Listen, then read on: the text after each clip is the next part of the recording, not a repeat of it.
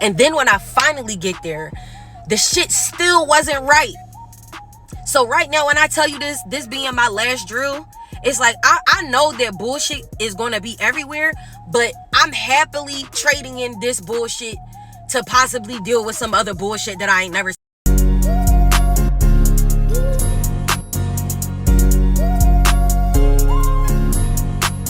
So today was officially my last day as a Pennsylvania National Guard soldier. Well, today was the last day of drill. Today, February, whatever the date is, February 8th, Super Bowl Sunday, was my very last drill as a PA Army National Guard soldier. Okay? It's over, it's done. That was my last time driving out to Allentown. Driving out to Allentown anyway to go to that armory as a soldier under their leadership.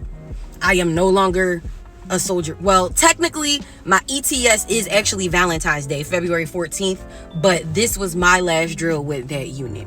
Don't mind the nails, they're out of regs, okay? They're out of regs, I'm wrong. Don't even pay no mind. But yes, this is the end of a journey with that unit, and that is the 108th Med Company. It was time for that relationship to come to an end. I had extended, I don't know how many times, I can't remember exactly. I guess I did 2 extensions, and I signed a contract to stay and to come on from the transportation company that I came from, and I signed a contract to stay in the military so long as I would be able to reclass, and that was my whole point and reasoning behind ending up in a medical company. And as you all know from the journey, like my story, like how I started this channel, I was talking about becoming a 68 Papa, being prior service, becoming a 68 Papa when I was out in San Antonio. You guys haven't been told the full story.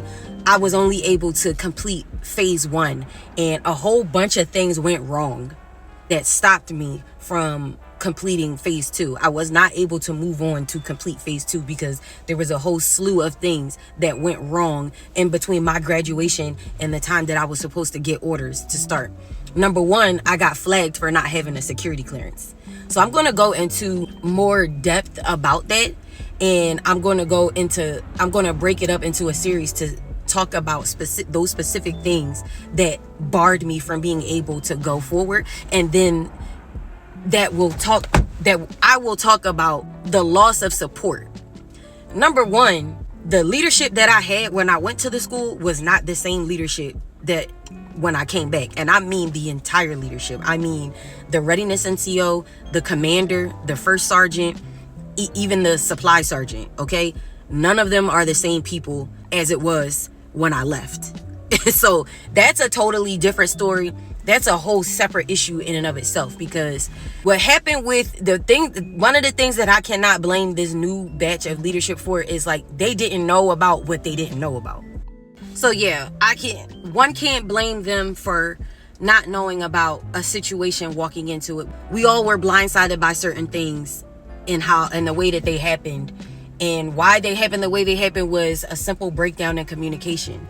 I do want to get more into depth about from start to finish where things started to go wrong, and there's some blame to go my way, and then of course there's some blame to go in my leadership's way, and then it just the blame is equally divided is what I'm trying to say.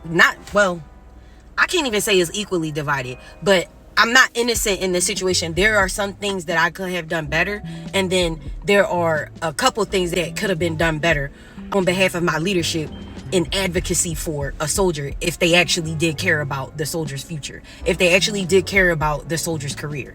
But it didn't seem to me, for a good majority of that time, it seemed like because a mistake was made on my end, despite the fact that I owned up to it, it felt like what I needed in my career, it no longer mattered. It felt like it was a complex problem or issue that they just wanted to not have to deal with, that they just wanted to like wash their hands of.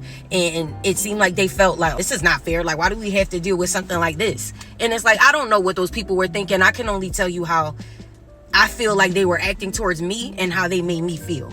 It always felt like wasn't a part of the unit, and that anything that I needed done on my behalf for my career was something extra that a person had to have extra time to be able to dedicate it to. Because I always kept hearing, well, we have other soldiers and this is that and the third. And it's just like, well, like, I'm a sergeant. I should be able to advocate for my own life and my own career, especially being the fact that it's some things were time sensitive and you don't have time to wait to like get this message to your readiness NCO. The readiness NCO is the command center essentially of a unit.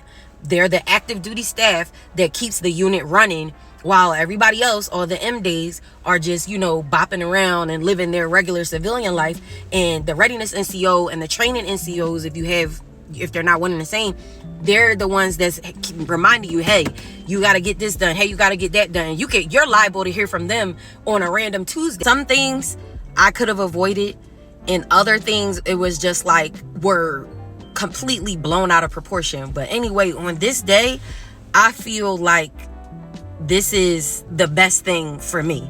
Like, long it felt like I never even mattered. For so long it felt like, I was just there and no one knew what to do with me. Because honestly, even if I would have gotten the MOS, the way that, the ancillary MOSs are treated, because it's a medical unit and we have a ton of providers. So we got physician's assistants, we have nurses, we have people who are doctors. And of course, they're all officers. And then we have the whiskeys. All the rank and, all the training and everything that we have is geared towards 68 whiskeys. The combat medics, and of course the providers, whatever, they do their own kind of training and everything like that. Everybody else, falls by the wayside because we're smaller in number and they don't really care about what we're doing. We were made, I feel like, in that position, in that unit, it was kind of messed up the way that things were set up and the way that things were done, because essentially there was nothing for a 68 Papa to do. There was no specialty training. I personally feel like we could have been sent to one of 2 hospitals that was in that neighborhood just so we could do our jobs, since we weren't going to get any training or anything. There should have been some kind of an outreach correspondence set up, but that's another story. I am relieved and I'm ready to just move on. Like, I'm ready to move on. I wasn't ready to end my career in the military. So, there are things that are in the works that I'm considering doing. But, as for right now, I know that my future was not on the same path as that unit. It was just too many things have gone wrong. It was 3 different times I was supposed to go to phase 1 and phase 2 and all that. And was told a week or 2 weeks before or a month before that no, they no longer have the funding to send me. And that not only happened to me, but it happened to another sergeant who also was a 68 Papa. So our careers kept being put on hold while we were there. Our careers were put on hold essentially because someone couldn't figure out how and when to get a hold or claim or stake, a claim on the funding for the year to be allocated for their soldier. Now, I came from a much larger unit that was a transportation company, and I saw when all the things changed, when money allocation changed. I want to say maybe it was 3-4 years ago, maybe even longer than that. Like, you used to be able to go to all types of schools and still go to AT and all that stuff. Now, they don't do that so much anymore. It's like, if you went to a school within the fiscal year, you can't go to another school, or you can't go to AT because they can't afford to pay you. That's how it is now. And it's like, it's been long enough for people to have figured out, hey, for these long schools, now that school is about a year long, and it's broken up into phase 1 and phase 2, and you have to get separate orders for each phase. And what I was talking about in the first place, we were supposed to go 3 different times, and 3 different times we were denied and told late because funding wasn't secured. Now, that our careers were stagnated and held up due to decisions that were made and people not paying attention to certain things, and that was completely out of our hands. And that's the part that I don't appreciate, because it's like, you can show up and do all the things and do what you're supposed to do and rush to do that and do your packets and do this, that, and the third. And then you still have to rely on someone to hopefully like stake that claim, reserve the seat and make sure they get access to the funds and make sure everybody understands what's going on. And then it's like you be the last person. It's like I feel like somebody probably knew like 2 months or 3 months in advance that at the one of those times that we weren't actually going to go, like the funding wasn't secured and that they weren't actually going to be able to send us before they actually ever told us. So I'm sitting up there telling my job that, yeah, I'm going to be going for this amount of time. Yeah, I got to go preparing my family, preparing my job, packing shit together, packing things away, doing all this and that. And you wait to tell me you don't have the funds secure. So how many times was I supposed to keep on uprooting and shifting my life for nothing? And then when I finally get there, the shit still wasn't right. So right now, when I tell you this being my last drill, it's like, I know that bullshit is going to be everywhere, but I'm happily trading in this bullshit to possibly deal with some other bullshit that I ain't never seen. Because you know what I mean? Like, it could be a great experience going forward. The way that I'm looking at it is that this is the end of an era. And because I have a plan for my future, I don't feel any kind of way. I feel like whenever something has come to an end, and it's just, in my mind, the way that I look at things, like, nothing can really last forever. Everything has to come to an end sometimes. Some things were not meant to be everlasting. Some things are not meant to be forever. My plan initially when I joined the Guard, once I figured out the numbers and how things would operate, my plan was to do 20 years, right? And I don't want to be an 88 Mike anymore, so I don't want to transfer back to another company.